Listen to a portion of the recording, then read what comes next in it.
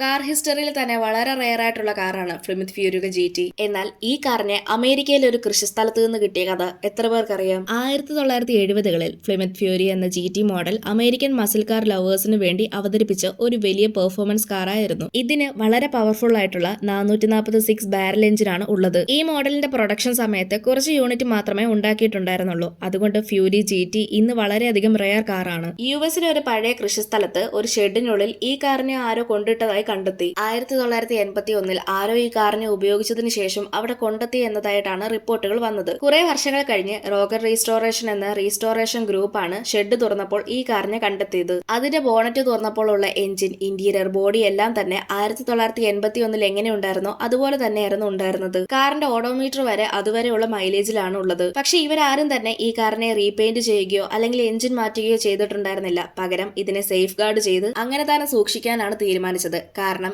ഈ കാർ അത്രയും വിലമതിക്കുന്നതും അപൂർവമായതുമായിരുന്നു. ഇന്നും പ്ലിമത്ത് ഫ്യൂരി GT കാറിന്റെ ഈ ഒരു കഥ കാർ ഹിസ്റ്ററിയിലെ തന്നെ ഏറ്റവും റെയർ കാറിലെ കഥയാണ്. നിങ്ങൾക്ക് ഏറ്റവും ഇഷ്ടമുള്ള വിന്റേജ് വാഹനം ഏതാണെന്ന് കമന്റ് ചെയ്യ്. ഇതുപോലെയുള്ള കൂടുതൽ വീഡിയോസ് കാണാനായി ചാനൽ സബ്സ്ക്രൈബ് ചെയ്യാനും ഇൻസ്റ്റഗ്രാമിൽ ഫോളോ ചെയ്യാനും മറക്കല്ല്.